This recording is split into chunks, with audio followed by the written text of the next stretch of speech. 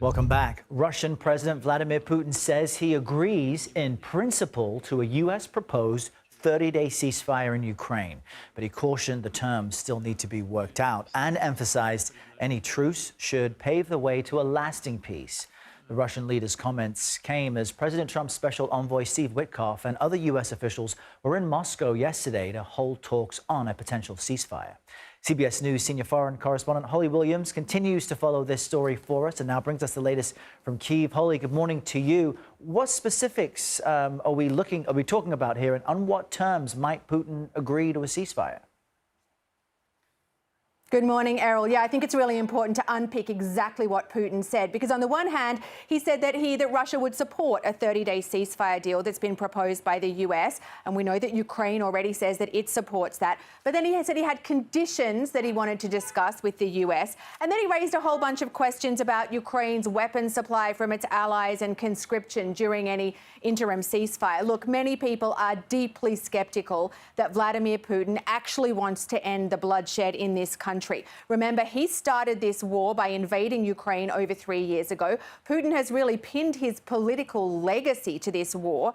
His forces currently have the upper ground on the battlefield, where they are gaining ground. And despite the fact that Russia is thought to have taken hundreds of thousands of military casualties in this war, a conflict that has left Russia increasingly isolated diplomatically and economically, Putin has consistently seemed determined to push on. And all of that makes it highly unlikely that Putin actually wants a ceasefire. On the other hand, Putin probably doesn't want to anger President Trump by simply rejecting his attempts to achieve peace here in Ukraine. Last night, we heard from Ukraine's President Vladimir Zelensky, who accused Putin of using delaying tactics, saying, quote, Putin is afraid to tell President Trump directly that he wants to continue this war and keep killing Ukrainians.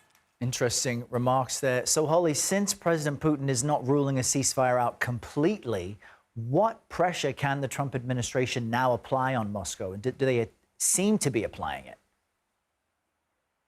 Yeah, so President Trump has threatened to get tough on Russia economically if it doesn't sign on for the ceasefire, saying, quote, it would be devastating for Russia. It seems that wheels might already be turning. On Wednesday, the US Treasury Department let an exemption lapse that had allowed some energy transactions involving sanctioned Russian banks. Now those banks can no longer access US payment systems. You remember at the start of the war that the US and its allies hit Russia with very powerful sanctions targeting trade, banks, oil, and also sort of travel restrictions. Now, we don't know exactly what President Trump has in mind, but he could try to shut down Russia's so-called shadow fleet of oil tankers. Those are hundreds of tankers that use deceptive or even illegal means to evade sanctions on Russian oil. If the US and its allies actually did that, it would do deep damage to Russia's economy, which is highly dependent on oil exports.